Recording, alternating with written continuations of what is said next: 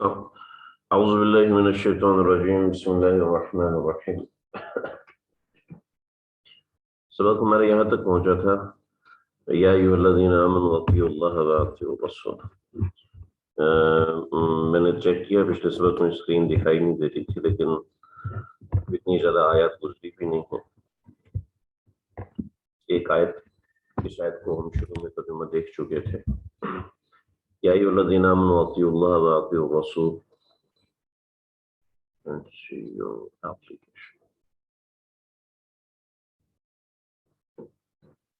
یا ایھا الذین آمنوا اطیعوا اللہ واطیعوا الرسول واولی الامر منکم۔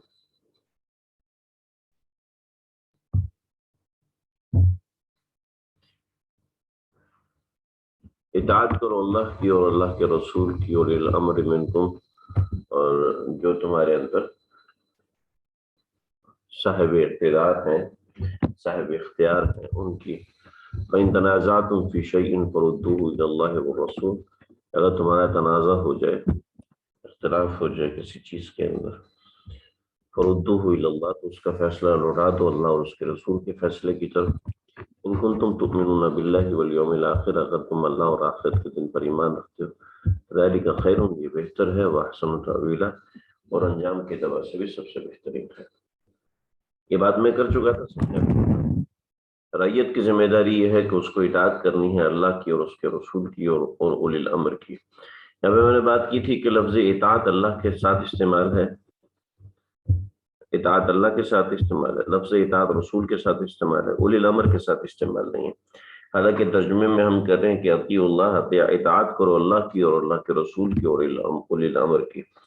تو بات یہ ہے کہ اولی الامر سے کیا مراد ہے؟ دیکھیں جی، اب میں پھر وائٹ بورڈ کھولنے کی کوشش کروں، اللہ کرے آپ کو دوبارہ نظر آئے، اس کی ضرورت ہے اس وقت۔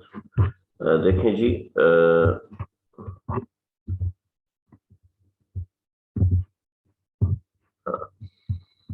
دیکھیں جی، اولی الامر،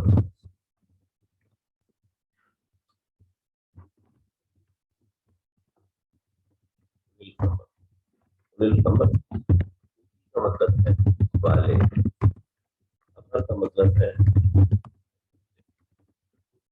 اولی الامر کا مطلب ہوا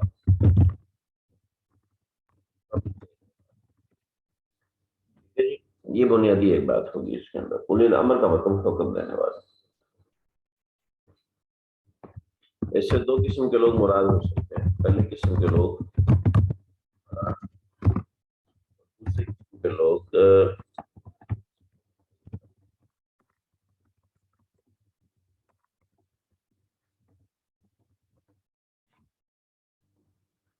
حکمران اور علماء کرام، یہ دو قسم کے لوگ ہو سکتے ہیں، ٹھیک ہے۔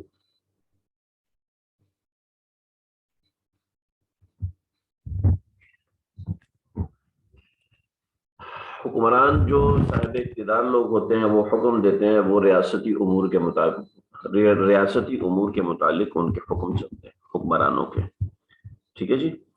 اور جو شریعت کے احکامات ہیں، شریعت کے احکامات کے اندر اولی الامر علماء ہیں۔ شریعت کے مسائل کے اندر اولی الامر علماء کرام ہیں، اور معاشرتی احکامات کے اندر اولی الامر حکمران، ٹھیک ہے جی۔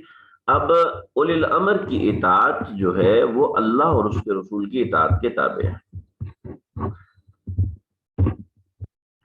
اولی الامر کی اطاعت اللہ اور اس کے رسول کی اطاعت کے تابع ہے، لہذا اولی الامر جو آپ کو حکم دیتے ہیں، اگر وہ شریعت سے ٹکرا رہا ہے، فَإِن تَنَازَعْتُمْ فِي شَيْءٍ، اگر اولی الامر آپ کو کوئی حکم دیتے ہیں اور وہ ٹکرا رہا ہے شریعت سے، فَرُدُّوهُ إِلَى اللَّهِ وَالرَّسُولِ، تو اس میں دیکھیں اللہ اور اس کے رسول کا حکم کیا ہے، اللہ اور اس کے رسول کا جو حکم ہے اس کے مطابق چلنا ہے۔ یہ آیت ہماری ہوگی مکمل۔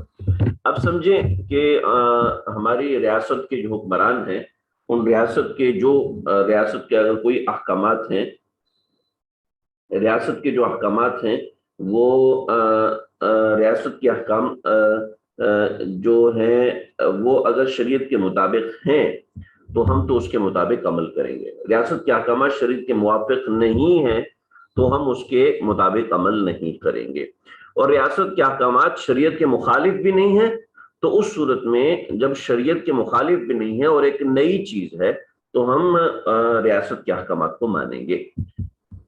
تو تین چیزیں ہوگی. شریعت کے ریاست کے احکامات ایسے ہیں کہ جو شریعت کے موافق ہیں اس کو ہمیں ماننا پڑے گا، پہلی چیز. دوسری چیز، ریاست کے احکامات شریعت کے مخالف ہیں، ہم اس کو نہیں مانیں گے.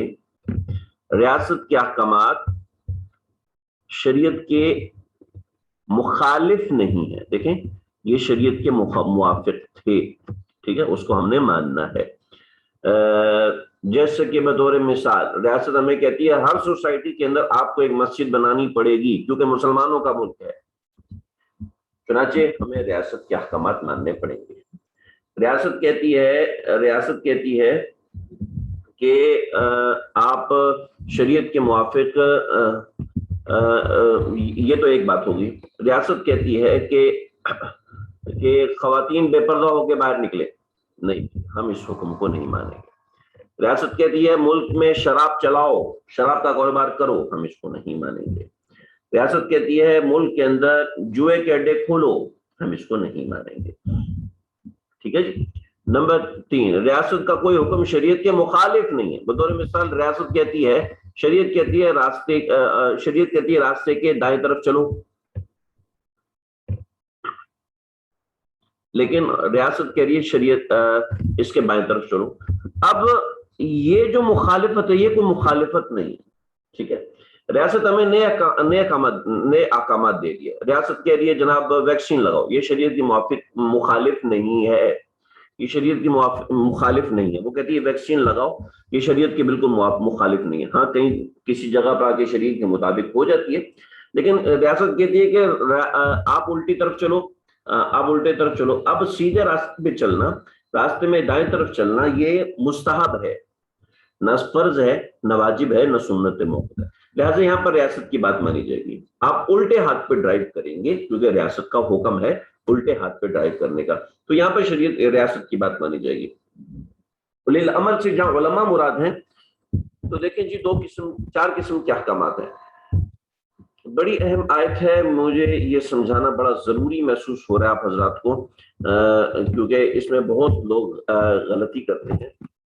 احکامات ایسے ہیں جو کہ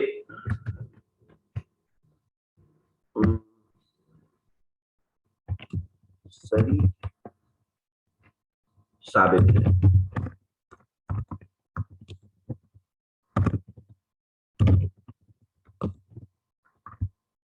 صراحت سے ثابت ہے.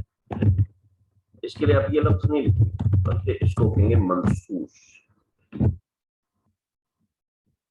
پہلے قسم کے احکامات ہیں جو کہ منصوص ہیں، منصوص صراحت کے ساتھ ثابت ہیں.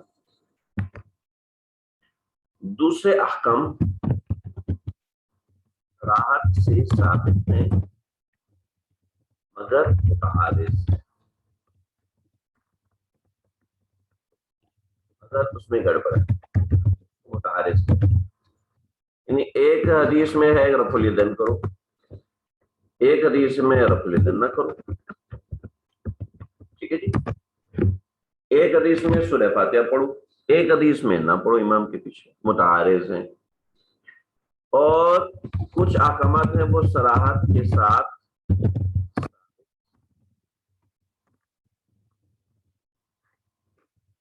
اس کو ہم کہیں گے غیر منصوص. اللہ کرے آپ لوگوں کو میری بات سمجھ میں آ رہی ہو. کچھ احکامات ہیں صراحت کے ساتھ ثابت ہیں، ان کو کہتے ہیں جی منصوص.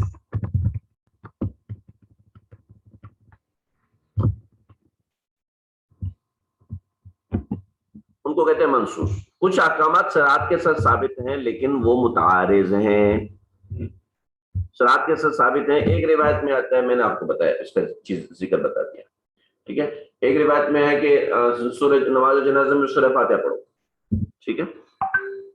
ایک روایت میں ہے کہ آپ صلی اللہ علیہ وسلم نے صلاۃ خسوف کے اندر دو رکوع کیے. لو جی متعارض ہیں. ایک روایت میں کہ ایک رکوع کیا، ایک روایت میں کہ 2 رکوع کیے. ایک حدیث میں ہے کہ آپ نے رفع الیدین کیا، ایک حدیث میں ہے کہ آپ نے رفع الیدین نہیں کیا. ایک حدیث میں ہے کہ آقا علیہ الصلوۃ والسلام نے نماز اس طریقے سے پڑھی، دوسری حدیث میں ہے کہ آپ نے نماز اس طریقے سے پڑھی، ٹھیک ہے. تو یہ متعارض ہیں. بعض احکام حدیث میں آتے ہیں لیکن دوسری جگہ قرآن مجید میں اس کے مخالف حکم آیا ہوا ہے، تو وہ یہ ہے متعارض. اور ایک ہے غیر منصوص. ہوائی جہاز میں نماز کیسے پڑھنی ہے؟ پاؤڈر کا دودھ ہم استعمال کرنا چاہتے ہیں، وہ کیسے کریں گے؟ گوشت کو سکھا کے استعمال کرنا کہیں بھی حدیث میں. بھینس کا دودھ استعمال کرنا کہیں بھی قرآن مجید میں ذکر نہیں ہے. ٹھیک ہے. اسی طریقے سے ربڑ کی جرابیں پہننا کہیں بھی قرآن حدیث میں ثابت نہیں ہے. اسی طریقے سے اور بے شمار احکامات ہیں جو کہ غیر منصوص ہیں، قرآن و حدیث میں ہے نہیں. قرآن و حدیث میں ان کا وجود ہی نہیں ہے ان احکامات کا، تو یہ غیر منصوص. ٹھیک ہے جی، امید ہے بات آپ کو سمجھ میں آ رہی ہوگی. اب دیکھیں جی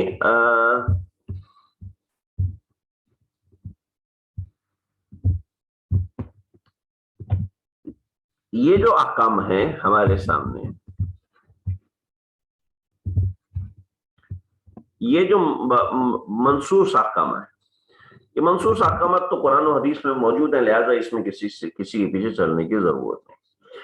وہ احکام جو کہ متعارض ہیں، امام شافعی کہتے ہیں یہ کرو، امام ابو حنیفہ کہتے ہیں یہ کرو، ٹھیک ہے، امام مالک کہتے ہیں یہ کرو.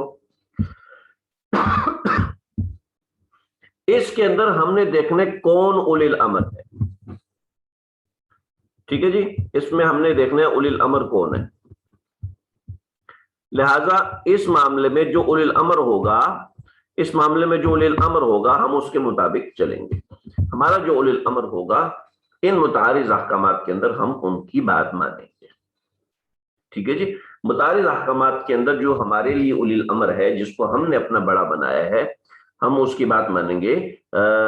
ہم نے حضرت ابن مسعود کو اپنا بڑا بنایا، ہم نے حضرت عمر فاروق کو اپنا بڑا بنایا، ہم نے عثمان غنی کو اپنا بڑا بنایا. حضرت عثمان غنی کے تمام مسائل ایک جگہ پر نہیں. امام ابو حنیفہ رحمۃ اللہ علیہ نے ان سب کے مسائل ایک جگہ پہ کر دیے ایک نہج میں. امام شافعی رحمۃ اللہ علیہ ان کے مسائل کو ایک رخ میں لا کے ایک جگہ پہ جمع کر دیا. ٹھیک ہے، یہ غیر متعارض مسائل کو ایک جگہ پہ کر دیا، وہاں پر ہم اولی الامر کی بات مانیں گے. اب دیکھیں اگلے احکامات جو غیر منصوص احکام ہیں. غیر منصوص احکام قرآن و حدیث سے ہی نکالے جائیں گے. قرآن و حدیث میں اس کے اصول بتائے ہیں، قرآن و حدیث نے اس کا طریقہ کار بتایا ہے. بطور مثال بہت سے مسائل، جیسے کہ آپ نے ہوائی جہاز میں نماز پڑھنی، یہ کہیں نص سے ثابت نہیں ہے، لیکن اب اس کو کس طریقے سے ثابت کیا جائے گا؟ آپ علیہ الصلوۃ والسلام نے سواری پر کیسے نماز پڑھی. اب دیکھیں اونٹ پر آپ علیہ السلام نے نماز پڑھی، ایک مثال ہے. اونٹنی پر آپ صلی اللہ علیہ وسلم نے نماز پڑھی، تو اونٹنی پر تو پاؤں ایک طرح ہوتے ہیں، تو پاؤں اس سے کھلے ہوتے ہیں، انسان کھڑا نہیں ہو سکتا. ہوائی جہاز میں کھڑا ہو سکتا ہے. تو سواری پر نماز کیسے پڑھی جا سکتی ہے، اس کو ہوائی جہاز سے قیاس کیا جاتا ہے. اسی طریقے سے صحابہ کرام نے جہاز کے عرشے پہ نماز پڑھی، کس طریقے سے پڑھی ہے. صحابہ کرام کے پاس ایک مرتبہ کپڑے نہیں تھے، انہوں نے آپ علیہ السلام نے تو کبھی ننگے ہو کے نماز نہیں پڑھی، لیکن صحابہ کرام کے پاس ایک مرتبہ کپڑے نہیں تھے، لہٰذا اب ان کا کیا معاملہ ہے. اسی طریقے سے تو یہ مسائل غیر منصوص ہے. جو غیر منصوص مسائل ہیں وہ بھی حدیث سے ثابت ہوں گے. بطور مثال صحابہ کرام، تابعین، طبع تابعین اور اس زمانے کے منافقین بھی نماز نہیں چھوڑتے تھے، اور حتیٰ کہ مخالفین بھی نماز نہیں چھوڑتے تھے. وہ لشکر اور نماز پڑھ رہا ہوتا، یہ لشکر اور نماز پڑھ رہا ہوتا، لیکن نماز سارے پڑھ رہے ہوتے تھے. لیکن آج کے زمانے میں ایسا زمانہ آ گیا کہ لوگ 30-40 سال ہو گئے وہ نماز نہیں پڑھتے. تو اب اس مسئلے کو کیسے ثابت کیا جائے گا؟ حدیث میں آتے آپ علیہ السلام نے فرمایا جس کی کوئی نماز رہ گئی، لہذا اب پوری زندگی کی نماز ہو یا کوئی نماز ہو، یہ ہم اس کو منسوخ سمجھیں گے. ٹھیک ہے، ایسے غیر منسوخ مسائل جو کہ موجود نہیں ہیں، وہ مسائل جو کہ منسوخ ہیں انہی مسائل پر رکھا جائے گا جو کہ اس زمانے پر ہوئے تھے. تو ایسے غیر منسوخ مسائل کو حل کیا جائے گا. اب ان کو کون حل کرے گا؟ ان کو اولی الامر حل کریں گے. میں اپنے طریقے سے حل کروں، آپ اپنے طریقے سے حل کریں. ایک ہمارا ساتھی ہے وہ کینیڈا میں بیٹھا ہے، وہ اپنے طریقے سے حل کر رہا ہے. ایک امریکہ میں بیٹھا ہے، وہ اپنے طریقے سے حل کر رہا ہے. اس طریقے سے تو دین ایک رہے گا نہیں. ایک قرآن سے یہ سمجھ رہا ہے کہ نماز کا مطلب ہے حرکت کرنا، کیونکہ نماز کا مطلب تحریک الصلوین، نماز کا مطلب اپنی ٹانگوں کو ہلانا، یعنی اس کا نماز کا لفظی ترجمہ وہ یہ کر کے مسئلہ اپنی طرف سے نکال رہا ہے. لہذا مناسب یہ ہے کہ ایک اصول مستنبط کیا جائے گا جو اولی الامر کا اصول ہوگا، اور اولی الامر اس کو متعین فرمائیں گے اور اس کے مطابق معاملات ہوں گے. لہذا اطیعوا اللہ و اطیعوا الرسول و اولی الامر منکم. اولی الامر کیا کریں گے؟ اولی الامر اللہ اور اس کے رسول کی اطاعت کے دائرے میں رہ کر، اللہ اور اس کی رسول کی اطاعت کے دائرے میں رہ کر فیصلے کریں. امید ہے یہ بات سمجھ میں آ گئی ہوگی. میرا خیال ہے یہ تھوڑا سا گاڑا ہو گیا، اس کو پینا تھوڑا سا ہضم کرنا مشکل ہوگا. آپ کو ہو سکتا ہے یہ آج کا سبق 2-3 مرتبہ سننا پڑے، ہو سکتا ہے 2-3 مرتبہ سے بھی زیادہ سننا پڑے. الم تر الی الذین یزعمون انہم آمنوا بما انزل الیک. ہم انشاءاللہ اس سے آگے پڑھیں گے، آئندہ پڑھیں گے. اللہ سمجھنے کی توفیق عطا فرمائے. بھائی مجھے کسی نے کہا کہ ان کے پاس جو ہمارا پچھلا سبق جو ہے وہ آیت نمبر 52 تک ہوا ہے، لیکن مجھے بہت اچھے سے یاد ہے کہ میں نے جو ہمارا عید سے پہلے کا سبق تھا کلما نضجت جلودہم بدلناہم جلودا غیرہ، میں نے اس کا ترجمہ بھی کیا تھا، لیکن میں نے کہا تھا اس کو آپ چھوڑ دیں، ہم یہاں سے دوبارہ پڑھیں گے. تو مجھے اچھے سے یاد ہے، لیکن پھر بھی اگر کسی کے ذہن میں ہو کہ ہم نے آیت نمبر 52 تک ہی پڑھا، یعنی 52 تک پڑھا ہے، مطلب ان کا کہنا تھا کہ ہم نے، مجھے کسی کا میسج آیا ہے کہ ہم نے آیت نمبر 52 تک پڑھا ہے، آیت نمبر 52 تک پڑھا ہے، اس کے بعد میں نے ڈائریکٹ آیت نمبر 56 سے شروع کر دیا. تو اگر کسی اور کو بھی ہو تو مجھے بتائیں. پہلے جنہوں نے کہا ہے ان کی بات تو ہوگی، لیکن کسی اور کو بھی یہ ہو تو پھر دیکھ لیں، ورنہ پرانی ریکارڈنگ نکال کے دیکھ لیں. امید ہے کہ بات سمجھ میں آ جائے گی. مجھے اچھے سے یاد ہے، باقی اللہ تعالیٰ خیر کا معاملہ فرمائے. اگر نہیں ہے تو ہم پھر پیچھے سے پڑھ لیں گے. تو آیت نمبر 59 تک ہو گیا، یہاں تک رکھیں. اللہ تعالیٰ مجھے آپ ہم سب کو سمجھنے کی توفیق عطا فرمائے. السلام علیکم ورحمۃ اللہ وبرکاتہ.